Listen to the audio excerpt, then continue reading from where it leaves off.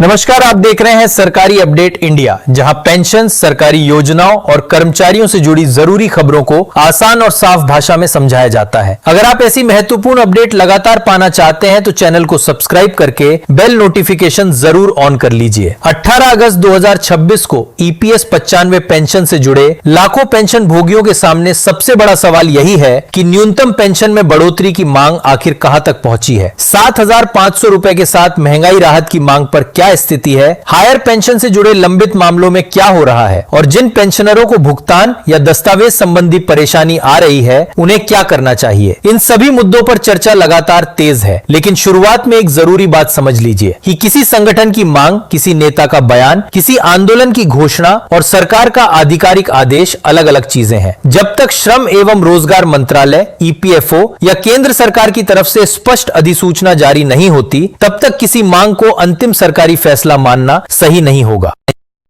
EPS 95 पेंशनरों की सबसे चर्चित मांग न्यूनतम पेंशन को 7,500 रुपए प्रति माह करने और इसे महंगाई राहत से जोड़ने की है। पेंशनर संगठनों का कहना है कि मौजूदा महंगाई के दौर में बेहद कम मासिक पेंशन से दवाइयों, राशन, बिजली, किराए और रोजमर्रा की जरूरतों को पूरा करना मुश्किल होता जा रहा है। विशेष रूप से उन बुजुर्गों के लिए समस्या ज्यादा गंभीर है जिनकी नियमित आय का मुख्य स्रोत केवल पेंशन है। यही वजह है कि पेंशनर संगठन केवल एक निश्चित रकम बढ़ाने की मांग नहीं कर रहे, बल्कि चाहते हैं कि पेंशन को महंगाई से भी जोड़ा जाए। उनका तर्क है कि अगर पेंशन एक बार बढ़ भी जाए, लेकिन आने वाले वर्षों में महंगाई बढ़ती रहे और पेंशन स्थिर रहे, तो उसकी वास्तविक कीमत फिर कम हो जाएगी। इसलिए 7,500 रुपए प्लस महंगाई राहत की मांग लंबे समय से पेंशन आंदोलन का प्रमुख हिस्सा बनी हुई है।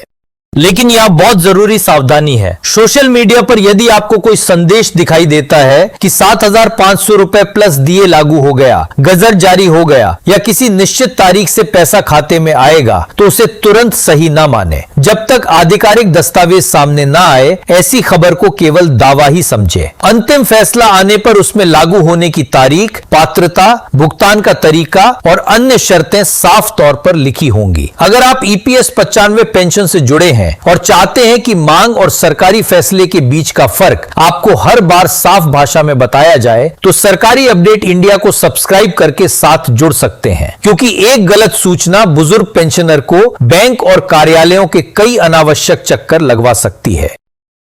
अब बात करते हैं चिकित्सा सुविधा की। बहुत से पेंशनर संगठनों की मांग है कि बुजुर्ग पेंशनरों के लिए बेहतर या मुफ्त मेडिकल सुविधा उपलब्ध कराई जाए। बढ़ती उम्र के साथ दवाइयां, नियमित जांच, डॉक्टर की फीस और इलाज का खर्च बढ़ जाता है। ऐसे में यदि पेंशन की रकम कम हो तो चिकित्सा खर्च पूरे परिवार के बजट पर भारी पड़ सकता है। इसलिए पेंशन बढ़ोतरी के साथ मेडिकल सहायता की मांग भी लगातार उठती रही है। यहाँ भी वही बात लागू होती है कि मांग और मंजूरी में फर्क है। यदि किसी संगठन ने मुफ्त चिकित्सा सुविधा की मांग रखी है, तो उसका अर्थ यह नहीं कि सुविधा सभी पेंशनरों को लागू हो चुकी है। भविष्य में यदि सरकार कोई ऐसी योजना लाती है तो उसकी पात्रता, अस्पतालों की सूची, इलाज की सीमा और पंजीकरण प्रक्रिया जैसे नियम अलग से स्पष्ट किए जाएंगे।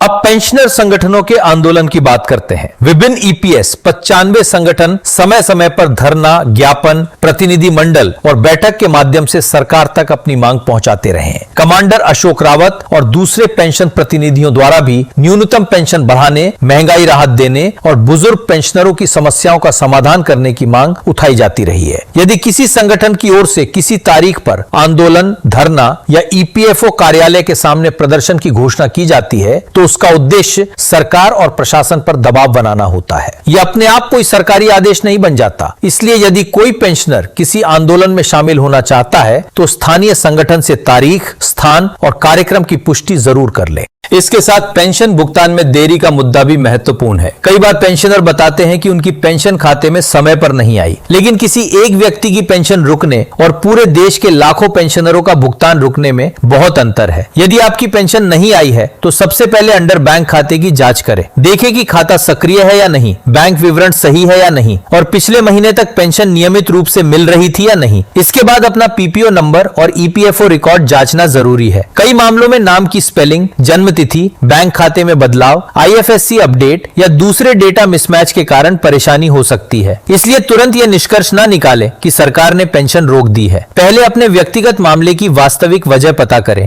डिजिटल लाइफ सर्टिफिकेट यानी जीवन प्रमाण पत्र भी कई पेंशनरों के लिए जरूरी विषय है। जिन पेंशनरों के लिए जीवन प्रमाण की आवश्यकता लागू होती है, उन्हें उसका स्टेटस समय पर जांचना चाहिए। यदि प्रमाण पत्र पेंडिंग या रिजेक्टेड दिखाई दे तो उसे अधिकृत माध्यम से दोबारा जमा कराया जा सकता है। फेस ऑथेंटिकेशन जैसी सुविधा कई बुजुर्गों के लिए प्रक्रिया आसान कर सकती है। अगर आपकी पेंशन किसी तकनीकी कारण से रुकी है तो संबंधित ईपीएफओ कार्यालय या आधिकारिक शिकायत व्यवस्था का इस्तेमाल करें। शिकायत दर्ज करते समय अपना पीपीओ नंबर, बैंक से संबंधित जरूरी जानकारी और किस महीने की पेंशन नहीं आई ये स्पष्ट बताएं। शिकायत का नंबर या रसीद संभाल कर रखें ताकि जरूरत पड़ने पर आगे फॉलोअप किया जा सके। इस जानकारी को अपने परिवार के बुजुर्गों और दूसरे ईपीएस 95 पेंशनरों तक जरूर पहुंचाइए। और अगर आप चाहते हैं कि पेंशन से जुड़े बड़े दावों की स्थिति आपको सरल तरीके से समझाई जाती रहे तो चैनल को सब्सक्राइब जरूर कर लें। अब हायर पेंशन की बात करते हैं। यह विषय न्यूनतम पेंशन 7,500 रुपए की मांग से अलग है। दोनों को आपस में मिलाना ठीक नहीं होगा। सुप्रीम कोर्ट के 4 नवंबर 2022 के फैसले के बाद हायर पेंशन से जुड़ी प्रक्रिया में पात्र कर्मचारियों और पेंशनरों के आवेदन, संयुक्त विकल्प, वेतन रिकॉर्ड, नियोक्ता सत्यापन और अतिरिक्त योगदान जैसे मुद्दे सामने आए। कई लोगों का कहना है कि उनके हायर पेंशन आवेदन लंबे समय से लंबित है। कुछ मामलों में पुराने रोजगार रिकॉर्ड उपलब्ध नहीं है, कुछ कंपनियां बंद हो चुकी हैं और कुछ पेंशनरों को दशकों पुराने दस्तावेज जुटाने में कठिनाई हो रही है। यही कारण है कि पेंशनर संगठन पुराने मामलों के लिए व्यावहारिक समाधान की मांग करते रहे हैं, लेकिन हर हायर पेंशन मामला अलग हो सकता है। यदि आपके किसी परिचित का आवेदन मंजूर हो गया है तो जरूरी नहीं कि आपका मामला भी बिल्कुल वैसा ही हो। नियोक्ता रिकॉर्ड, वास्तविक वेतन, योगदान और आवेदन की स्थिति अलग अलग हो सकती है, इसलिए अपने आवेदन का स्टेटस आधिकारिक माध्यम से ही जांचें। हायर पेंशन मामलों को लेकर अदालत जाने या कानूनी कार्रवाई की चर्चा भी समय समय पर होती है, लेकिन किसी संगठन द्वारा कोर्ट जाने की घोषणा और अदालत द्वारा वास्तविक आदेश जारी करने में फर्क है। इसलिए जब भी कोई न्यायिक अपडेट सामने आए तो अदालत के आदेश की वास्तविक तारीख और उसमें दिए गए निर्देश को देखना ज्यादा जरूरी है। अब संसद में उठने वाले मुद्दे की बात करें। ईपीएस 95 पेंशन की कम राशि और बुजुर्गों की समस्याओं को लेकर सांसदों और जनप्रतिनिधियों ने अलग अलग समय पर सवाल उठाए हैं। संसद में सवाल उठाया जाना महत्वपूर्ण है क्योंकि इससे सरकार को अपनी नीति और स्थिति स्पष्ट करनी पड़ती है, लेकिन संसद में मांग उठने भर से नई पेंशन लागू नहीं हो जाती। किसी सांसद द्वारा 7,500 रुपए प्लस डीए की मांग करने और सरकार द्वारा उसे स्वीकार कर लागू करने के बीच कई प्रशासनिक और वित्तीय चरण हो सकते हैं। इसलिए किसी भाषण की एक लाइन को लेकर यह दावा करना कि नई पेंशन तुरंत लागू हो गई है पेंशनरों को भ्रमित कर सकता है। ईपीएस 95 की बहस का सबसे महत्वपूर्ण पहलू वृद्धावस्था की आर्थिक सुरक्षा है। यदि किसी बुजुर्ग की आय बहुत कम है और उसे उसी रकम से दवा, राशन और दैनिक जरूरतें पूरी करनी है तो हर महीने छोटी सी अतिरिक्त लागत भी बड़ा फर्क पैदा करती है। यही कारण है कि पेंशनर लंबे समय से चाहते हैं कि न्यूनतम पेंशन का स्तर वास्तविक जीवन खर्च के हिसाब से निर्धारित किया जाए। दूसरी तरफ सरकार और ईपीएफओ के सामने योजना की वित्तीय स्थिरता और लंबे समय के दायित्व का मुद्दा भी रहता है। यदि लाखों पेंशनरों की मासिक राशि में बड़ी बढ़ोतरी होती है तो उसका कुल वित्तीय प्रभाव भी बड़ा होता है। इसलिए अंतिम नीति में पेंशनरों की जरूरत और वित्तीय व्यवस्था दोनों पहलुओं पर निर्णय लिया जाता है। पेंशनर संगठनों की मांग है कि इस वित्तीय गणना में बुजुर्गों की बुनियादी आवश्यकताओं को प्राथमिकता दी जाए। अब एक और जरूरी भ्रम दूर कर लेते हैं। ईपीएस 95, ओपीएस, एनपीएस और यूपीएस अलग अलग योजनाएं हैं। यदि सरकारी कर्मचारियों के लिए यूनिफाइड पेंशन स्कीम या पुरानी पेंशन योजना को लेकर कोई फैसला आता है तो उससे ईपीएस 95 की न्यूनतम पेंशन अपने आप नहीं बदलती। इसी तरह 8वें केंद्रीय वेतन आयोग की चर्चा को भी ईपीएस 95 से अलग समझना चाहिए। केंद्रीय सरकारी कर्मचारियों की सैलरी और पेंशन से जुड़ी प्रक्रिया अलग है, जबकि ईपीएस 95 निजी और संगठित क्षेत्र के पात्र कर्मचारियों से जुड़ी योजना है। इसलिए 8वें वेतन आयोग में किसी फिटमेंट फैक्टर या न्यूनतम वेतन की चर्चा से ईपीएस 95 की पेंशन स्वतः 7,500 रुपए नहीं हो जाती। अगर आपको ऐसी जानकारी उपयोगी लगती है जिसमें अलग अलग योजनाओं को मिलाने के बजाय साफ तरीके से समझाया जाए तो सरकारी अपडेट इंडिया को सब्सक्राइब करके बेल नोटिफिकेशन चालू कर लें। किसी बड़े सरकारी आदेश के आने पर यह समझना सबसे ज्यादा जरूरी होता है कि उसका लाभ वास्तव में किसे मिलेगा। पेंशनरों को साइबर फ्रॉड से भी सावधान रहने की जरूरत है। यदि कोई व्यक्ति फोन करके कहे कि आपकी पेंशन बढ़ाई जा रही है, हायर पेंशन मंजूर करानी है या रुकी हुई पेंशन जारी करने के लिए ओटीपी बताइए तो बिल्कुल सावधान हो जाए। किसी को भी OTP, ATM pin, banking banking password या दूसरी गोपनीय जानकारी न दें।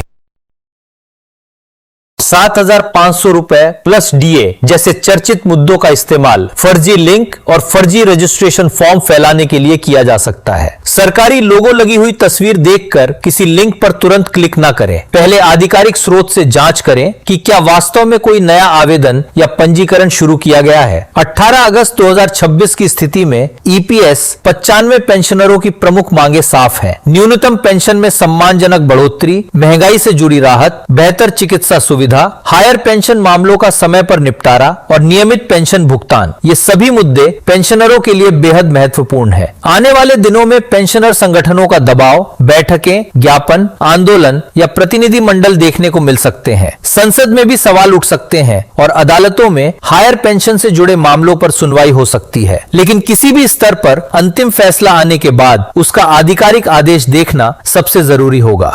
यदि भविष्य में न्यूनतम पेंशन बढ़ाने का फैसला आता है तो यह देखना होगा कि नई राशि कब से लागू होगी, किन पेंशनरों को मिलेगी, महंगाई राहत किस आधार पर जोड़ी जाएगी और क्या पेंशनरों को कोई नया आवेदन करना होगा या लाभ अपने आप मिलेगा। यही 4 सवाल किसी भी नई घोषणा की वास्तविक तस्वीर बताएंगे। इसीलिए किसी वायरल वीडियो या संदेश में आज से 7,500 रुपए, पहली किस्त जारी या गजट लागू जैसे शब्द देखकर तुरंत भरोसा न करें। आधिकारिक आदेश के बिना अपनी आर्थिक योजना किसी संभावित बढ़ी हुई पेंशन के आधार पर बनाना सही नहीं होगा। अपने पीपीओ, बैंक से जुड़े आवश्यक रिकॉर्ड, जीवन प्रमाण पत्र और ईपीएफओ से प्राप्त जरूरी दस्तावेज संभाल कर रखें। हायर पेंशन के मामले में पुराने रोजगार और योगदान से संबंधित उपलब्ध दस्तावेज भी सुरक्षित रखना फायदेमंद हो सकता है।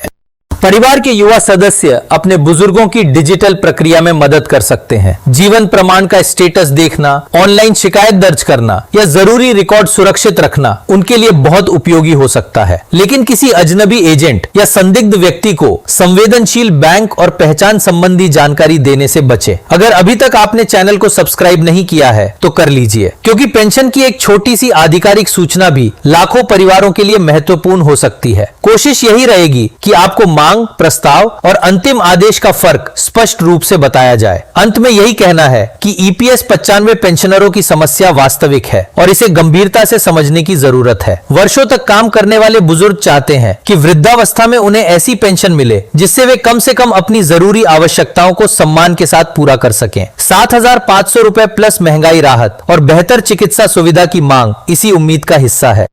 लेकिन जब तक कोई आधिकारिक आदेश नहीं आता तब तक किसी वायरल दावे को अंतिम फैसला मानने से बचिए। अगर आपकी व्यक्तिगत पेंशन रुकी है तो उसका कारण रिकॉर्ड और शिकायत प्रणाली के जरिए जांचिए। अगर हायर पेंशन का मामला लंबित है तो उसका अलग स्टेटस देखें और यदि न्यूनतम पेंशन बढ़ाने की राष्ट्रीय मांग से जुड़े हैं तो आधिकारिक घोषणाओं और विश्वसनीय जानकारी पर नजर रखिए। सही जानकारी ही पेंशनर की सबसे बड़ी ताकत है। अपने अधिकारों के प्रति जागरूक रहिए, जरूरी दस्तावेज सुरक्षित रखिए और किसी भी वित्तीय या पेंशन संबंधी सूचना पर कार्रवाई करने से पहले उसकी पुष्टि जरूर कीजिए। आपने इस पूरी जानकारी को ध्यान से सुना, इसके लिए दिल से धन्यवाद। वीडियो को अपने पेंशनर साथियों और परिवार के बुजुर्गों के साथ जरूर साझा कीजिए ताकि वे भी किसी गलत सूचना का शिकार न हो। अपना और अपने परिवार का ध्यान रखिए। फिर मिलेंगे कर्मचारियों, पेंशन और सरकारी योजनाओं से जुड़ी अगली जरूरी अपडेट के साथ। धन्यवाद।